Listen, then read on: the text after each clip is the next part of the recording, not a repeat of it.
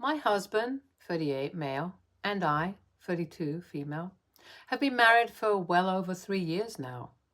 We met when I was 25 and he had to ask me out several times before I finally said yes, since he was in between jobs and I was flourishing at my company.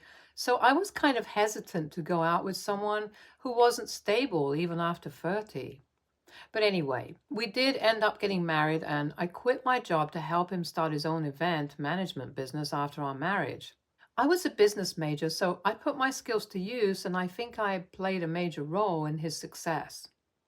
I was never legally a partner or even shareholder in his business, but it was always agreed upon that I must be present at meetings since my husband believed that I had amazing business acumen. I helped him build his business from the ground up, and I am definitely a huge part of the reason as to why he's running it so successfully now. It seems really stupid of me to never have asked to be made a partner in the business, but I trusted him so much that it never even occurred to me that if he ever decided to leave, all my hard work will be gone with him.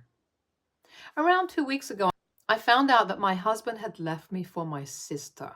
He didn't even have the decency to let me know in person, but told me through an email that he wasn't out for some work, like he'd told me earlier, but was actually filing for divorce. He'd met my sister online a couple of months ago, and while he initially had no intention of cheating, he did end up falling for her over the past few weeks, and even mentioned that he felt sparks with her that he never did with me. He said that it would be best for us to part ways, and he wished me luck for my future. Of course, this also meant that since I'm not part of his life anymore, I don't get to be a part of his business either. I couldn't believe what was happening, since just in one day, my entire life had fallen apart. I didn't know what to do. I was a complete mess. To be honest, I didn't even know how my sister had found me or him. My sister, 27, female, and I haven't been in contact ever since I left home. We'd met at Christmas and stuff, but that ended after I got married and moved. My family and I had never been particularly close or anything anyway, but I hated my sister, and I think the feelings were mutual. She was a liar and a thief, and the sad thing was I'd never been able to convince my parents what she truly was. They thought the world of her and simply dismissed it whenever I complained about her, taking my stuff away and never returning any of it. She'd flirt with my boyfriends anytime I'd bring them over, and eventually they'd end up cheating, which obviously used to break my heart. And like I said, she was a thief. When we were kids, she'd steal my toys and clothes, but as we grew older, I began to find money missing from my purse, which stung, as it was my own hard-earned money from the part-time job that I worked at. Eventually, after I was done with college, I realized that I couldn't continue living this way and moved out. I had some money saved and some friends who were willing to split rent as roommates, and that's when I was finally able to leave my sister behind. I never bothered to look back and check up on my parents or sister because I knew they didn't care either way, and all of us were better off now. I'd never told my husband about any of this, and he never even questioned why my parents and sister didn't even attend our wedding. Probably because on some level he knew that they weren't the nicest people. And I just didn't want them around me on a day I wanted to feel nothing but pure joy. Anyway, when I found out that my husband was gone and there was barely anything I could do to stop him since he'd already filed for divorce, I felt like crap when I realized that this time she'd stolen my life from me altogether. The only good thing was that I still had a roof over my head since I'd been the one who'd bought this house while he was still struggling to establish himself. I spent the next few days doing nothing but sobbing and drinking, as I had no idea what I was going to do now.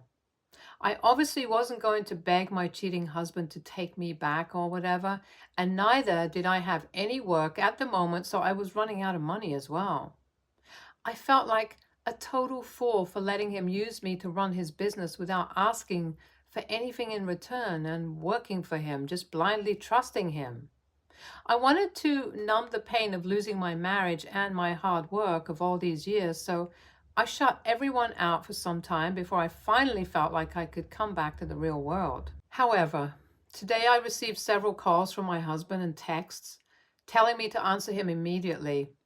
I was a bit taken aback since I didn't expect him to call after what he'd said, and neither had I tried to go after him because I'd simply given up.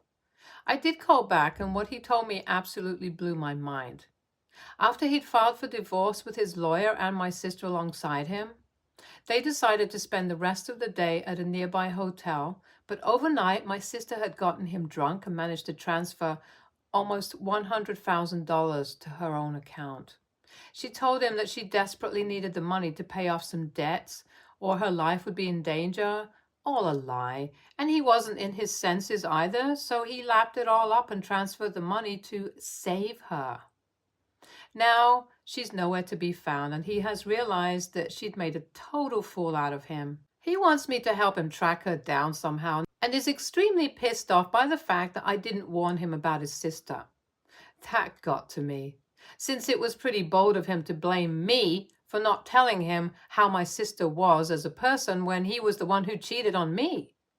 I told him that I wasn't going to help him in any way whatsoever, and I didn't care what happened to him, and then hung up. Now he's trying to gaslight me into thinking that I'm the bad guy for not telling him how big of a thief my sister is when he told me that he was with her. He's saying that we're the ones who lost money and not just him, since it was the both of us who'd built the business. I don't know what to think, though, since I'm really pissed off about everything that has been said and done. So AITA for not warning my husband about my sister being a thief? Update 1. So I decided to go through with the divorce myself. My husband had stopped the proceedings on his end when he found out that my sister had the money transferred to herself and then made a run for it. He couldn't even file a report for theft since he'd given her the money of his own free will, and it wasn't like he'd been forced to do anything he didn't want to. But I didn't care about any of that anymore and decided that I needed to leave this man for my own good. So this time, I'm the one who's filing for divorce from him, and he's the one begging me to stay with him. It's been a week since the last update, and 2 days after he told me about how my sister had disappeared and tried to blame me for not warning him about her tendency to steal, I decided that I was done being depressed and wanted to get my life back in control. After he was served with the papers, he became pretty desperate and started calling me, but I wasn't responding to any of it. When that didn't work, he tried to move back in with me, but I told him that he'd lost the right to stay under my roof when he betrayed me and ran off with my sister. He ended up begging for forgiveness on the doorstep, and it didn't make me feel sorry for him at all, just disgusted by how pathetic he was acting. He'd been the one who had ruined our marriage in one day, and now he expected me to just forgive him and take him back, pretending that nothing had happened and he hadn't just tried to take away the business that we'd built together. In fact, the whole reason that he could even afford to just give away that amount of money to my sister was because I'd worked hard to make sure his business didn't flop. He wouldn't even be here if it wasn't for me, and yet there was no appreciation or even an ounce of gratitude in him for whatever I'd done. I hadn't even asked him to make me a partner, just the bare minimum of being a loyal and loving husband, and he'd failed to fulfill even that. So yeah, I didn't feel too bad about leaving him crying on the doorstep. He deserved everything that was happening to him, and I wasn't going to be the one to try and do anything to prevent his life from falling apart. I've already spoken to my lawyer, and I'm going to demand that he makes me a partner in his business, fair and square, since everyone knows the amount of work that I put in. Not only that, but I'm coming after every single thing we have, and I'm not going to stop until he feels the same kind of pain and hurt that I did when I found out that he'd run away with my sister. He needs to know that he can't just walk all over me. He's still trying to convince me to take him back by writing long emails and saying that whatever my sister did, it made him realize that he was totally in the wrong here and would do anything to win me back. Well, it's too late now, and I'm not falling for any of his crap anymore. I'm kind of glad that my sister did whatever she did, since she just exposed my husband as the kind of liar, cheater, and ungrateful pig that he truly is. I guess this angry rant just goes to show how much hurt I'd bottled up within myself for the past few days. I'd always known that I was smarter than my husband, but I'd never made him feel inferior to me, even when he was struggling to make money and I was earning thousands. I was the one who had always been supportive of him, even when his own friends and family made fun of him for dreaming big and even helped him to realize those dreams. So, of course, I'd never even have imagined that one day he'd try to screw me over and take away everything from me. I'm just glad that I didn't try to chase him and accepted the fact that we were done. And now I'm going to take what I deserve. Update 2. We met at court today, and he's decided to go ahead and try to negotiate like an idiot, even though I literally have evidence of him cheating on me and planning to cut me out of the business that I helped him to build. He gave up trying to win me back a couple of days before today, since he'd figured out by then that I wouldn't be worn down by half-hearted and insincere apologies anymore. But he still wasn't willing to acknowledge that he'd messed up and let me take what's rightfully mine. Things got heated at our meeting today, since he's claiming that I don't deserve even 5% of his business since it's entirely his, and I haven't helped him out in the least, which is a bold lie to tell when he knows for a fact that everyone we've ever worked with, and even our employees, will be able to confirm the value that I've always held. He and his lawyer are painting me out to be an alcoholic, which is why he was forced to look for love outside of his marriage, and that's how he ended up with my sister, who also turned out to be a scammer just like me. I could hardly believe how he was trying to manipulate the facts and distort them to make me look unreliable and unstable. I mean, this guy had been begging me to forgive him and let him come back to me just a little over a week ago, and now he's pulled a complete 180. I guess this just proves that I did the right thing by not letting him back into my life after clearly he didn't mean any of it. It took a lot for me to keep my calm while he and his lawyer spewed the nastiest lies about me at the negotiation meeting and let my lawyer speak for me, but I knew that I had to stay cool. I knew I could win simply by telling the truth. And I wasn't going to let this fool provoke me into doing something stupid or rash with his lies and bullcrap. After the meeting, he even had the audacity to ask me if I'd heard from my sister, and genuinely seemed shocked when I didn't bother answering him. I'm trying to speak to all the employees and business associates who have worked with us in the past to prove that I've always played a very major role in his business, but just never asked to be recognized or compensated for it, since I was content being just his wife who was helping him out. However, now the situation had changed and I wanted things to be fair to me.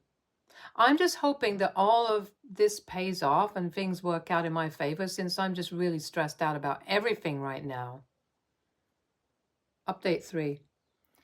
2 days have passed since our last negotiation meeting, and I didn't think this man could stoop any lower, but needless to say, I was surprised yet again. A few hours ago, an employee called me up to tell me that my husband had offered them all hefty bribes to ignore any and all messages that they'd received from me. She and some of the other employees with a spine sensed that something was off about this request and decided to fill me in. Now, it all made total sense as to why I hadn't heard from anyone in spite of multiple emails and even texts. I'm sure that he'd said the same thing to our business associates as well, and one phone call confirmed the same. While he hadn't revealed anything about our divorce to the employees and silenced them with hush money, he'd used another approach for our business associates. After speaking to a woman who I'd always been on good terms with, I learned that he told all of them that he had caught me having an extramarital affair, and now I was demanding half of his business in the divorce as compensation. Since he couldn't really prove my infidelity, he was counting on them for help and wanted them to ignore me if I reached out to them, which they did. However, thankfully, this one woman was wise enough to be able to see through his crap and trusted me enough to answer my calls.